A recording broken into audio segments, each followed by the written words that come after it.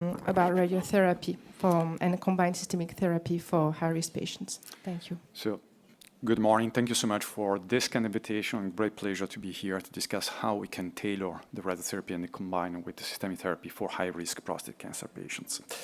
These are my disclosures. So, when we discuss about the treatment of high-risk locally advanced prostate cancer, even in radiotherapy, we have our doublet therapy. And this doublet therapy is quite simple. It's radiotherapy combined with androgen suppression, which is the evidence that we have behind. We have several randomized clinical trials. This is the HEAT meta-analysis, including 13 randomized clinical trials, looking at the benefit of having different dose escalated radiotherapy schedules, or even the use of short versus long-term ADT. What we can observe is that clearly ADT combined with radiotherapy, and it was regardless of the radiotherapy dose, can clearly, consistently improve metastasis-free survival and overall survival. So this is the cornerstone treatment for our patient with high risk. So if we combine long-term ADT plus dose-escalated radiotherapy, we have the winner treatments because we can obtain better metastasis-free survival, overall survival, and we can also improve the local regional control, which is the evidence, the more recent evidence that we have in these settings. So during the ASCO GU 24, the French group presented the JET2GAF 18 trial, including mostly patients having one single high-risk factors and randomized to receive a dose-escalated radiotherapy up to 80 gray versus 70 gray, both combined with 3 years of ADT.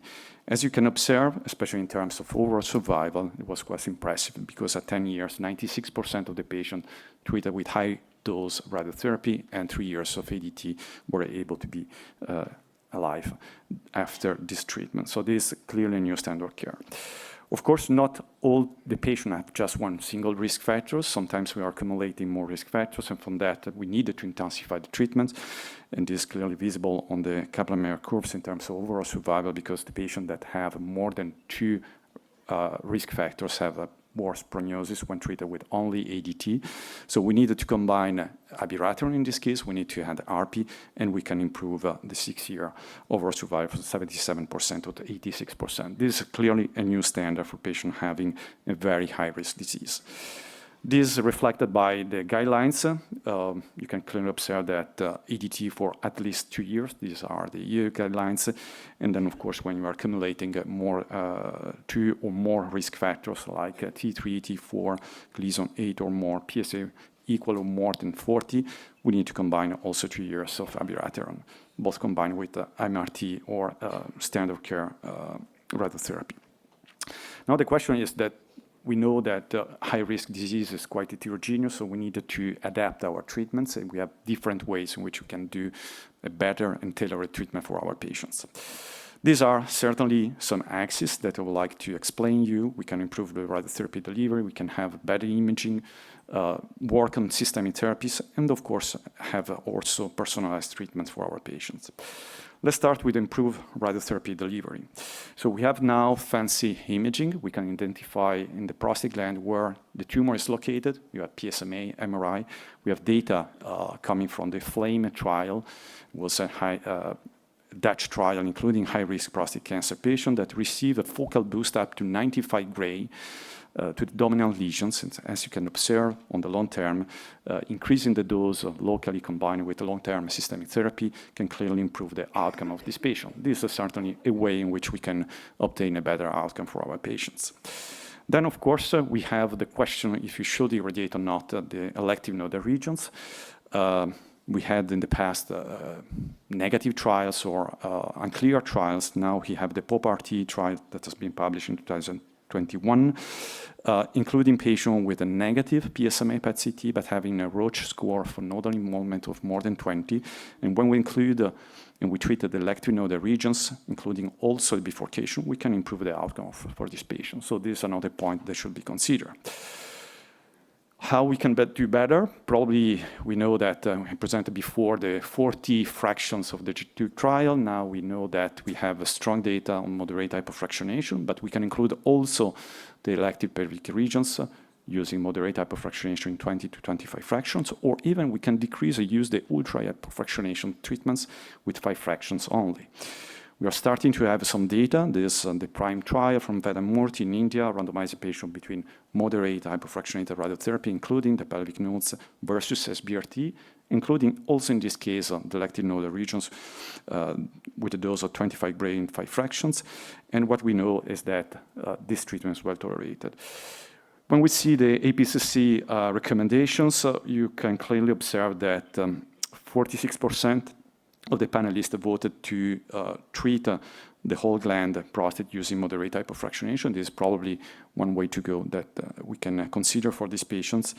And then when we consider the including or not the nodes globally, if you see the answer 1, so yes in the majority of the patient for 56% of the panelists, and yes only in selected patients, we had probably quite an agreement in considering the inclusion of all pelvic radiotherapy for these patients. Let's move to the second topic, how we can improve with better imaging. We had the excellent presentation by Ken Herman discussing the pro-PSMA. So we know that PSMA PET-CT can improve the accuracy, and we can detect more pelvic nodes, distal metastases. Of course, we can adapt our treatment fields based on the findings of PSMA PET-CT. We have ongoing trials looking at this stage migration induced by PSMA PET-CT. We have the PERS trial, including also the para-aortic irradiation, or of course we have patient trials looking at the role of metastasis-directed therapy for patients having oligometastatic disease. This is a new field. We need more data, but it's certainly present in our discussion during the tumor boards. Now let's move to the tailored systemic therapy. What we know is that ADT duration should consider the life expectancy for our patient. This is a very nice study based on retrospective data before and after the BALA publications on long-term ADT. What we can observe is that the use of long-term ADT that has been recommended for high-risk patients should be has a very low impact in patients that have comorbidities and the poor estimated overall survival. So the benefit is around 7% if you use or not. But of course, this improvement, the gain of overall survival is larger when you have patients in good health status. So this is an important factor that we should consider. The other aspects, we need to consider the baseline comorbidities of our patients. We know that these patients having high-risk disease sometimes can have some obstructive symptoms.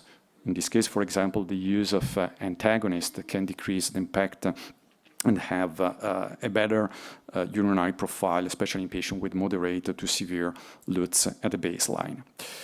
Another important topic, we need to consider other types of comorbidities. We had this very nice presentation this morning on cardiovascular comorbidities. So certainly if you have a patient with high-risk disease having some previous history of cardiovascular events, we need to consider, even in this case, the use of antagonists.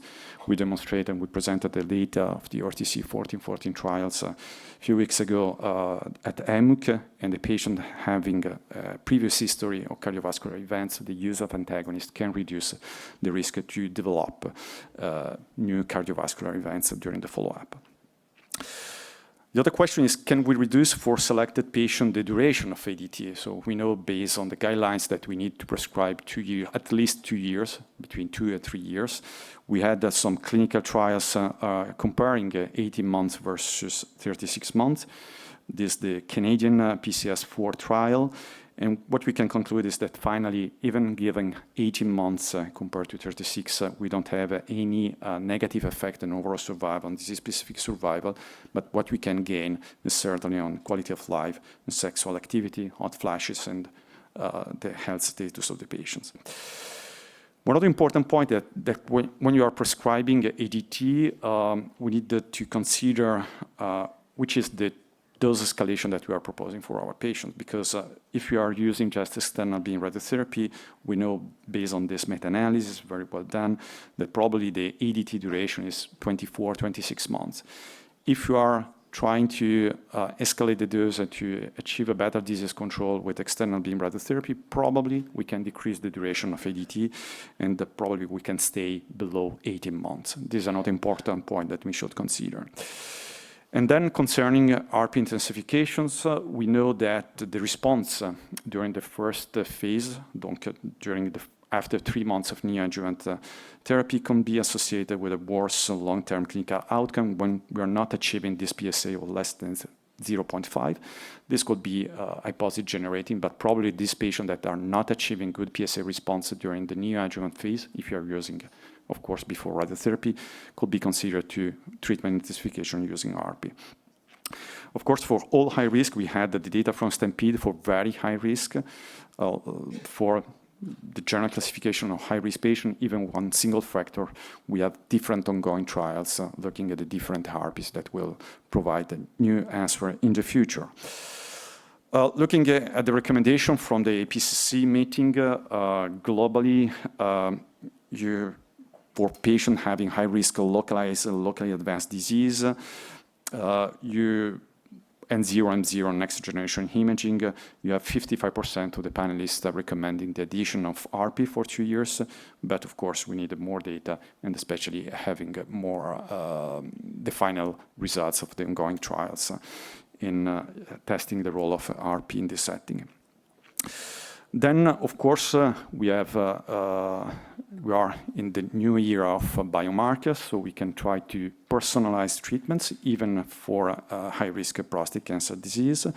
So we know that the genomic classifier, in this case, the Decipher, is independently associated with distant metastasis, prostate cancer-specific mortality, and the overall survival. And we can probably improve the classification of our patients using these new biomarkers.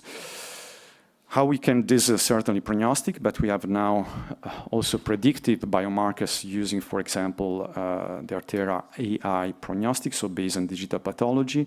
And this data from the RTOG9202 trial. So it was a trial that showed the benefit of long-term ADT for patients having high-risk disease.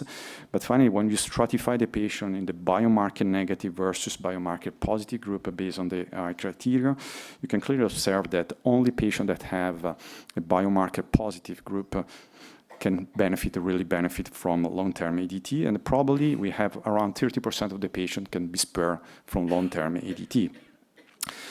This is true also for patients receiving abiraterone. So because when we are accumulating several high-risk factors, we have this benefit that has been demonstrated by the STAMPEDE data, but this benefit is mostly visible when you have high scores with worse prognosis, and this is visible especially after 72 months. So it means that, again, we can probably stratify even for patients with very high-risk disease.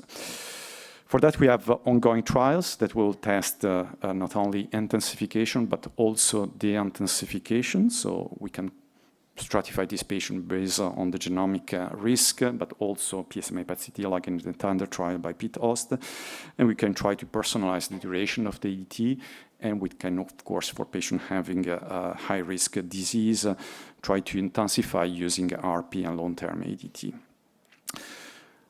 We are trying to test also this genomic risk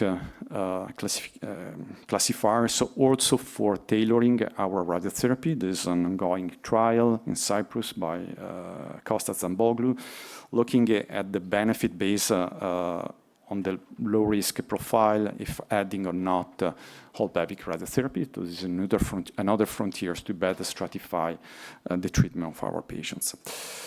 So in conclusions, what we can conclude is that clearly high-risk prostate cancer is an heterogeneous disease. We have the evidence that we need to treat with long-term ADT plus radiotherapy, and this certainly a treatment that can provide an excellent disease control.